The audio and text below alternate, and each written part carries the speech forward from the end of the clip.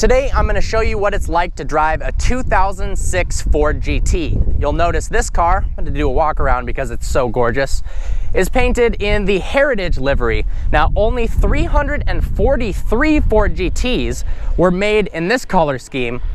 There was about 4,000 total made between 2005 and 2006. So that makes these more desirable as a collector's item. The crazy part is, it was only a $13,000, I say only because the number I'm about to say is going to be a lot higher. It was a $13,000 paint option in 2006, sorry.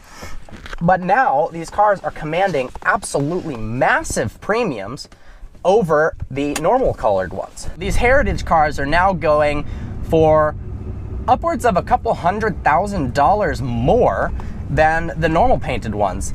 If you get the stripe delete option or some more rare colors, they can command a premium. But think about $200,000 to $300,000 for your average colored Ford GT, and anywhere from $400,000 to $600,000 and even more for a low mileage Heritage Ford GT. We're gonna let her rip.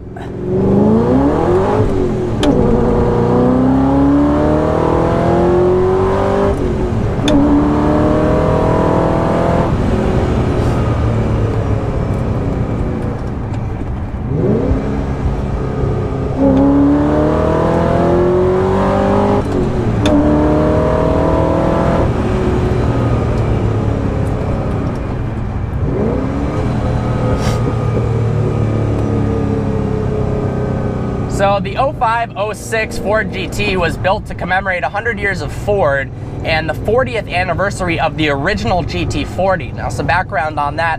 The GT40 was built and it competed in Le Mans, winning 4 straight years in a row from 1966 to 1969. The first American car ever to win the event, and it beat Ferrari. Now, this 2006 model was built to commemorate that, and once again, now in 2017, you've got the new Ford GT model. This car has a 5.4 liter supercharged V8, which produces 550 horsepower and 500 pound-feet of torque. It only comes with a 6-speed manual, whereas the new car only comes in an automatic. Some characteristics that make driving the Ford GT very unique. For one, when you look in the rear view mirror, the only thing you see is the giant supercharger. This is not a luxury car whatsoever. When it came out, the MSRP was around $140,000, but it could still compete on a performance level with the Ferraris and Lamborghinis of its time. So if you look at the seats, the design language isn't the best. It is a retro, it has a retro vibe to hark back to the original model. I actually really like the way it looks, but these seats are some of the most uncomfortable seats I've ever been in. I love the steering wheel. The steering wheel is very small, and it makes this car feel more nimble. And it is really light as well. A bunch of aluminum and magnesium was used in the Ford GT, which give this a curb weight of 3,350 pounds. So that power to weight ratio is fantastic for acceleration.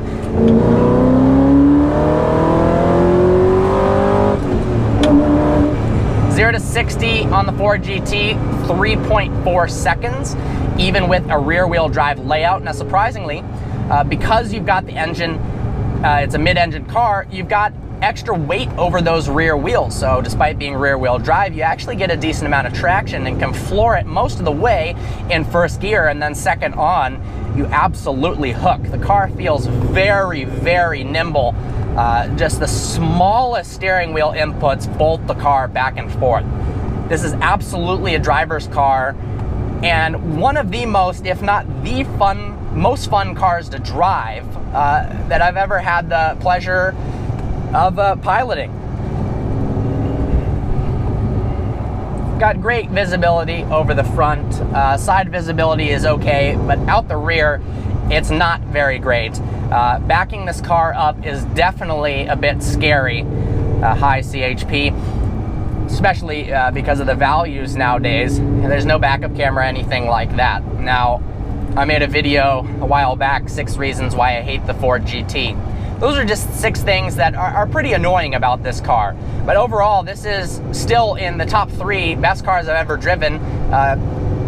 Definitely in the top 5 best cars ever, in my opinion. And yes, I can put the car in reverse with one hand. This car has a Borla exhaust. The exhaust note really intrudes into the cabin.